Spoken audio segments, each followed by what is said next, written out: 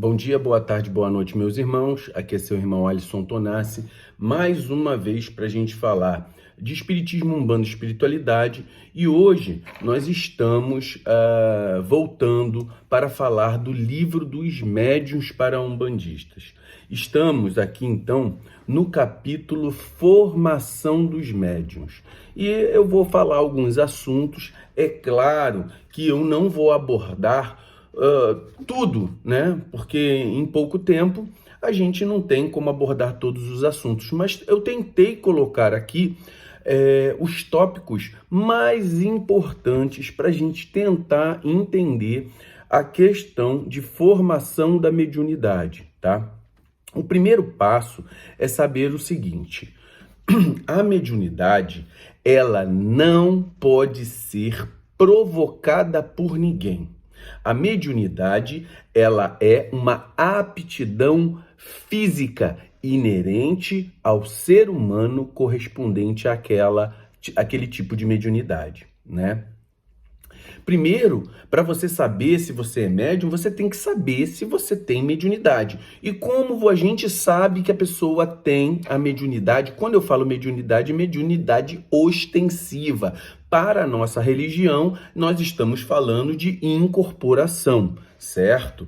O mais importante para a nossa religião é a incorporação. A gente sabe que tem a audiência, a vidência, a sensibilidade. Existem vários tipos de mediunidade. Aqui a gente vai se ater nos fenômenos de incorporação.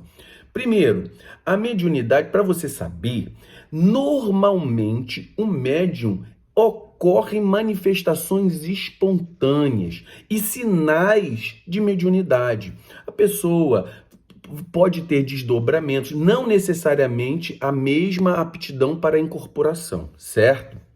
Por exemplo, eu comecei as manifestações da minha mediunidade com paralisia do sono, com desdobramentos durante o sono, percepções de ambientes, certo grau de evidência que foram mostrando sinais que aquilo ali poderia estar ocorrendo comigo. Este é o meu exemplo. Mas existem várias outras manifestações. Pessoas que elas podem ter medo frequente, existem manifestações que são da mediunidade, não necessariamente você vai estar ligado a uma mediunidade com espíritos bons. Às vezes a mediunidade ela se manifesta com espíritos obsessores. E aqueles espíritos obsessores, por saberem trabalhar mais a energia material, eles vão ser mais agressivos, mais incisivos em se mostrar do que os próprios guias espirituais. E aí, muitas vezes, os guias permitem que aquilo aconteça para você observar que você tem o sinal da mediunidade. Beleza?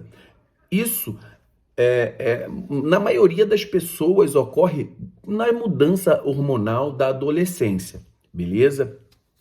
É claro que outras formas de manifestação podem ocorrer. Eu estou dizendo uma forma mais comum de ocorrer isso daí. Número 2. A mediunidade, eu já falei que é inerente ao ser humano e ela independe da ética, da moral, se a pessoa é homem ou mulher, se é criança, não depende de gênero, de idade, de intelectualidade. Pode ser gente inteligente, pode ser gente que não tem tanta inteligente. Tem gente que tem escolaridade, gente que não tem escolaridade. Homem, mulher, gay, heterossexual, homossexual, independente de qualquer coisa. Certo, galera? Então, nesse processo das questões da mediunidade, ela é inerente ao ser humano. Ela não escolhe raça, não escolhe cor, não escolhe religião. Então, a mediunidade, ela é inerente do ser humano e pode acontecer com qualquer pessoa dentro das disposições orgânicas de cada um. Terceiro,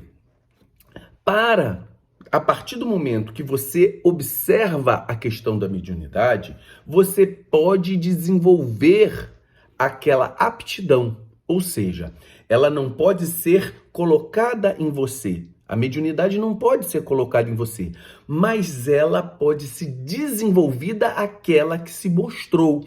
Existem vários tipos de mediunidade, como eu falei, e isso pode ser exercitado.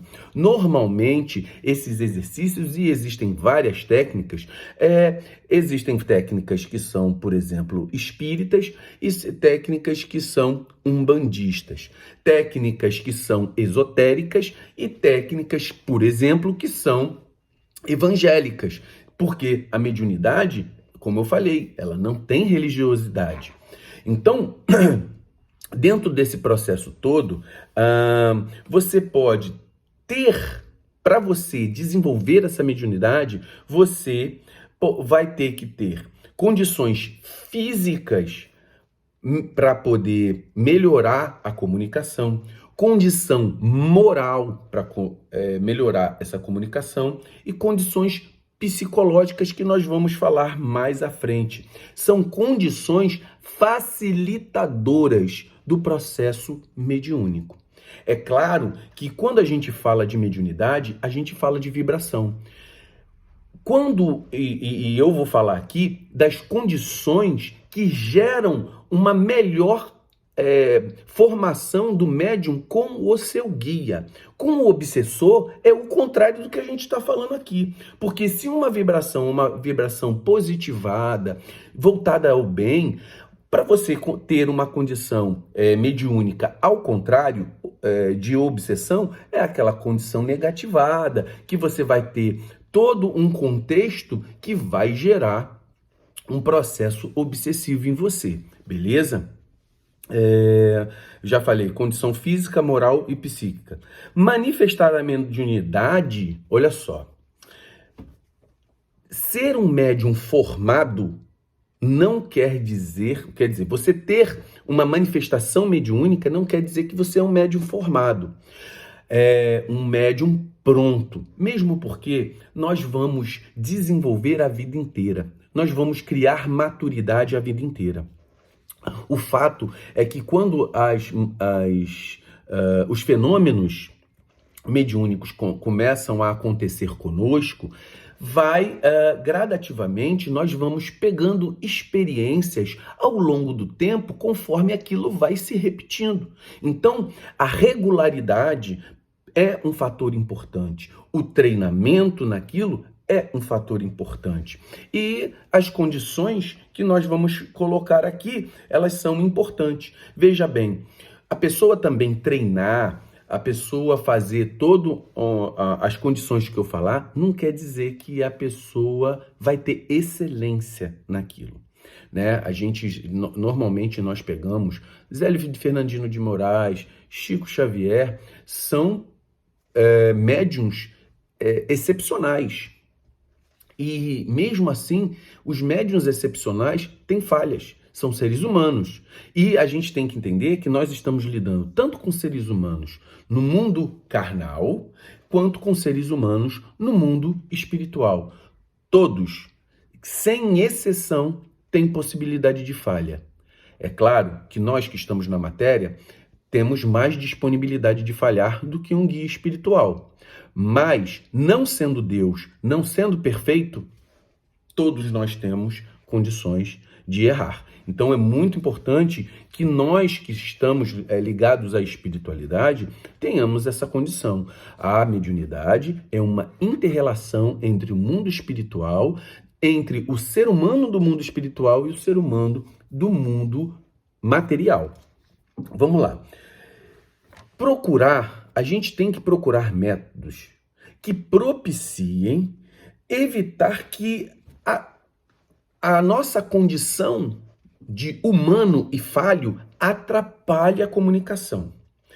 Na nossa religião, nós temos os preceitos que visam alimentação, sexo, fumo, bebidas alcoólicas. Eles trabalham os vícios materiais, vícios alimentares, vícios que possam interferir na condição de acoplamento energético, certo?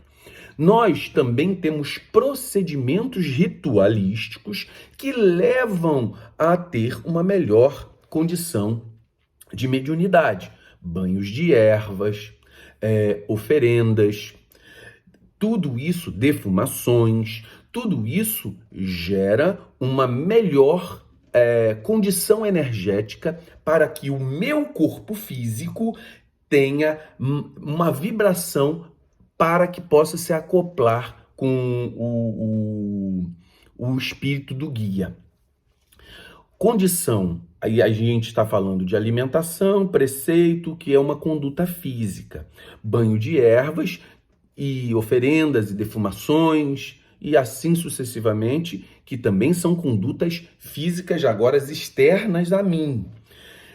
Agora, uma condição, nós temos que ter um equilíbrio emocional. E esse equilíbrio emocional, ele vai fazer com que nós tenhamos condições de se conectar com um ser mais equilibrado.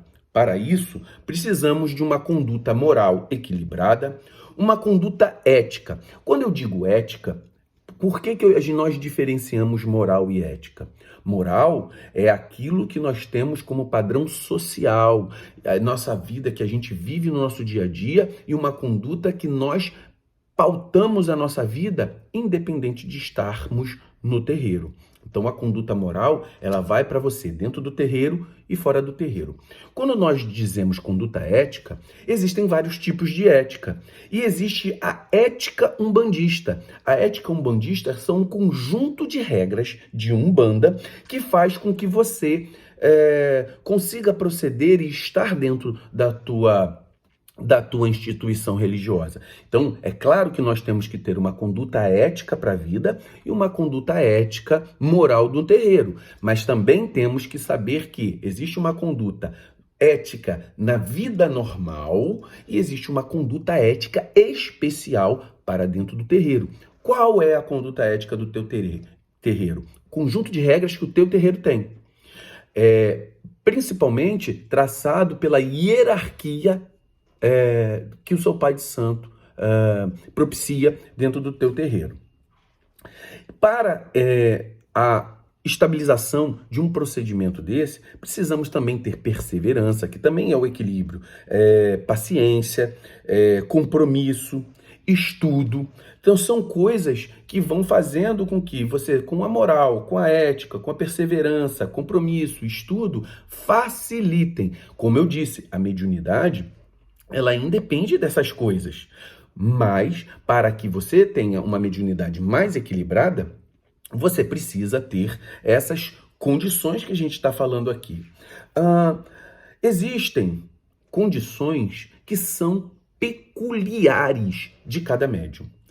Cada médium ele vai ter um padrão de sensibilidade, uma potência espiritual e que uma força energética que é o seu padrão vibratório. Isso é dele, isso é personalizado para ele, a própria condição física dele, a condição moral dele, a condição intelectual dele, isso já forma o caráter mediúnico do médium.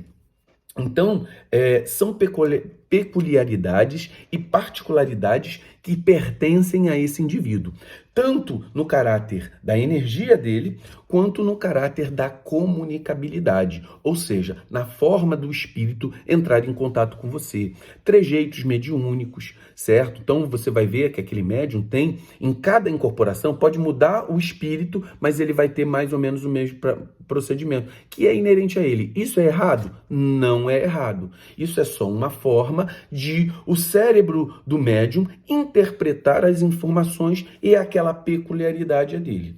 É claro que se fugir muito do padrão da ética e da moral do terreiro que ele frequenta, ele vai ter que se adaptar. É claro, e dentro desse padrão a gente tem que fugir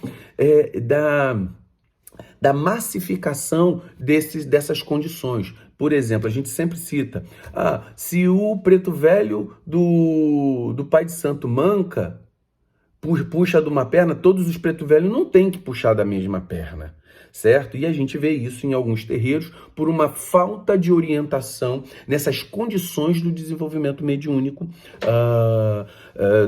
daquele grupamento, certo? Agora, Os princípios da comunicação. O princípio da comunicabilidade, né? Ele depende, primeiro, da afinidade e simpatia com o guia. Ou seja, o teu guia espiritual, ele precisa de ter afinidade com você. Ele precisa ser simpático a você. 2, nesse princípio da comunicabilidade, relação fluídica. A tua energia, ela tem que estar meio que misturada com a do guia espiritual. Você tem a tua energia, ele tem a dele. Quando há comunicação, forma-se uma terceira energia. Então, há essa relação fluídica e energética que precisa ter o médium com os seus guias, tá? Isso é uma influência magnética, é uma influência que depende muito da sensibilidade do médium, da força mental,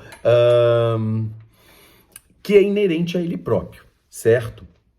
Isso também, a gente pensa no seguinte, essa relação fluídica do médium, quando a gente inicia um contato pela primeira vez com aquele guia espiritual, pode acontecer que você tenha um choque energético, você sinta uma força muito mais potente, ele te arraste muito mais, ou você sinta uma resistência na incorporação, porque essa afinidade, ela não vem de maneira abrupta, ela vem como, por exemplo, é como se você conhece o seu guia pela energia.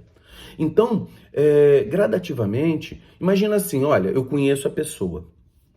Aí eu falo com ela, opa, tudo bem? Meu nome é tal, fulano de tal, meu nome é Alisson, aí a outra pessoa é ciclano. E aí, ao longo do tempo, forma-se uma amizade, forma-se um coleguismo, depois forma-se uma amizade e, com o passar do tempo, esses laços fluídicos vão se apertando, vão se emoldurando de maneira muito mais forte, até o ponto de que, por exemplo, você já esteja tão afinado com aquela energia que você chegue a uma fase que você sinta, poxa, eu não estou sentindo tanto a energia do meu guia. Não é que você não está sentindo a energia do teu guia, você já está tão afinado que parece que a energia dele é a sua. Isso é o que a gente espera de um médium. E nessa fase precisa ter maturidade de entendimento sobre essa questão. Para a comunicação, também é necessário a ambiência do ambiente e a ambiência psíquica do médium. O médium tem que ter boa vontade, tem que ter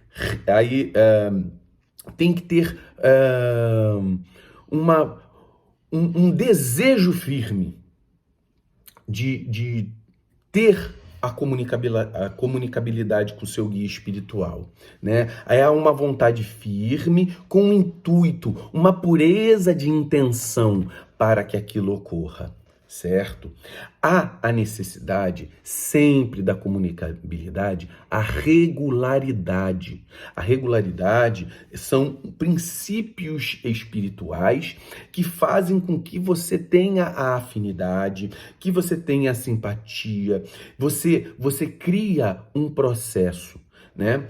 Uma coisa que é muito importante que ocorra é saber assim, olha, existe o princípio da comunicabilidade, mas existe também o princípio e as condições da manifestação. Então, muitas vezes, por isso que muitas vezes as pessoas falam assim, olha, se eu quiser chamar o meu guia a qualquer momento, ele vem? Não necessariamente, porque existe o princípio da condição da incorporação. Existem muitos guias que são chamados em determinados momentos e o médium fala, eu estou chamando, ele não está vindo. Então é importante a gente ter isso. A regularidade é uma coisa que vale a pena nós pensarmos. Por quê? Porque a regularidade, ela está muito ligada ao compromisso espiritual. Olha, se o meu terreiro é de 15 em 15 dias, 15 dias eu estarei lá, é meu compromisso. E eu vou fazer ter a regularidade. O meu guia vai estar lá e eu tenho que estar com o meu compromisso assumido, presente naquele momento.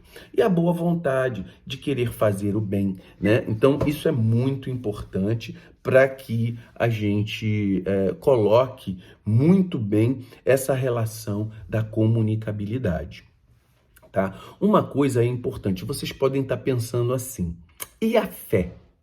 A fé é importante, é uma condição que é imprescindível para as comunicações? Por incrível que pareça, não é um fator imprescindível.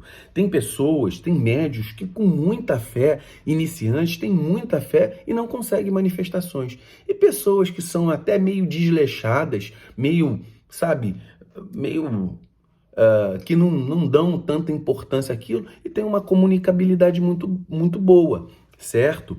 A fé é um fator que vai fazer com que você tenha uma afinidade com teu guia, mas isso não é uma condição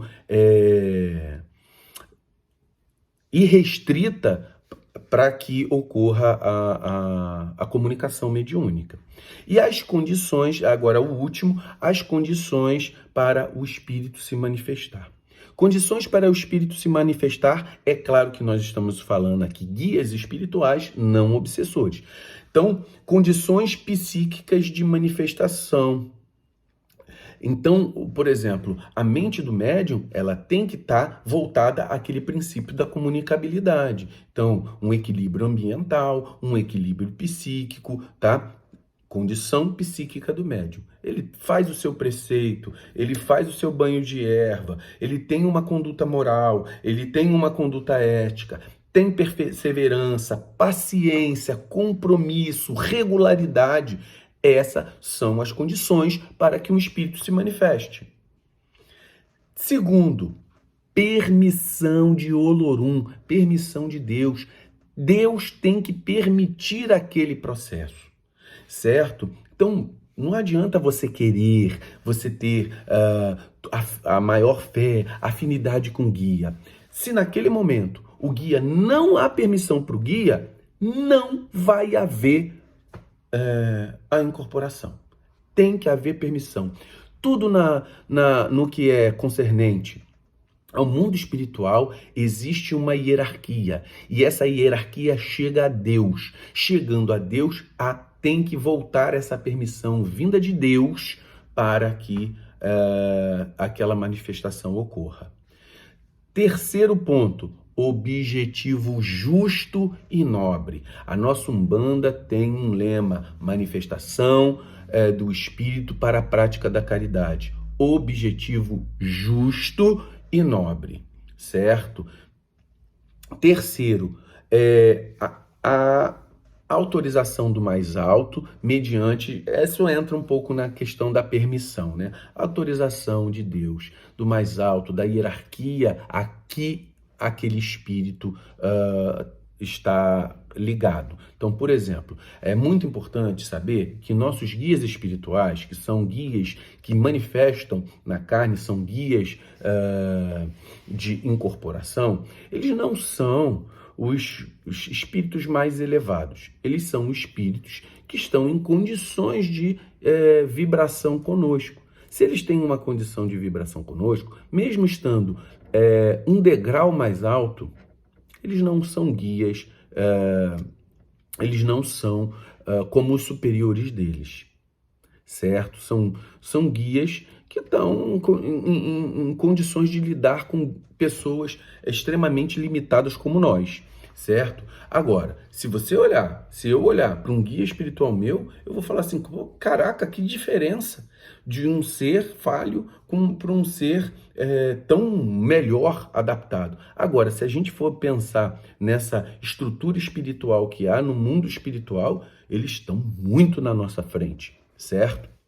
Então, essas são as condições que eu digo pela formação do médium. O médium que está em desenvolvimento mediúnico, ele tem que ater-se a esses cuidados, observar que hoje a gente vê muitos cursos para o desenvolvimento da mediunidade.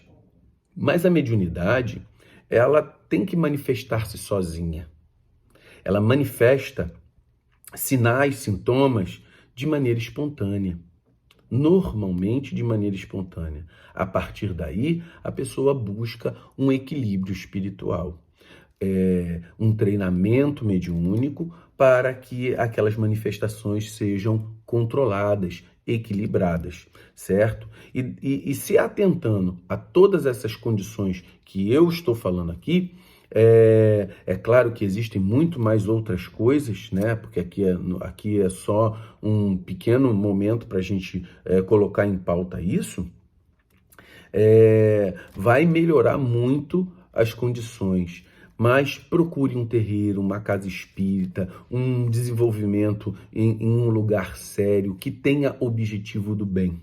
São essas as condições de você se ligar em espíritos bons, certo? Espíritos que, fora dessas condições que nós estamos falando, são espíritos galhofeiros, são espíritos quiumbas, obsessores, sofredores, que podem gerar um desequilíbrio no médium e até sugar a energia do médium. Então vamos ficar atentos. Lugares sérios, essa questão de desenvolvimento online é impressionante como querem fazer isso, porque não substitui. Um abraço de um filho não é a mesma coisa de falar com ele no WhatsApp, não é a mesma coisa de fazer um FaceTime ou fazer uma ligação de vídeo para ele. Não é a mesma coisa. Você olhar no olho, sentir a energia da pessoa, dar o que ela precisa. Muitas vezes existe a necessidade de uma reconfiguração de componentes energéticos ali. Por exemplo, a pessoa está em aprendizado, chega um médium experiente, o dirigente da reunião vai dar um passe nele para complementar aquela energia de ligação, que muitas vezes a mente do médium vacila. Então, muitas vezes há essa necessidade que, se você tiver à distância, não vai ocorrer. Então, eu considero isso que estão se fazendo uma grande besteira, né? Eu costumo dizer o seguinte: o que é mais valorizado? Uma coisa que é feita à mão, com todo carinho, que demora horas para ser feito, ou uma coisa que se passa numa máquina e se faz milhões daquela coisa em poucos minutos?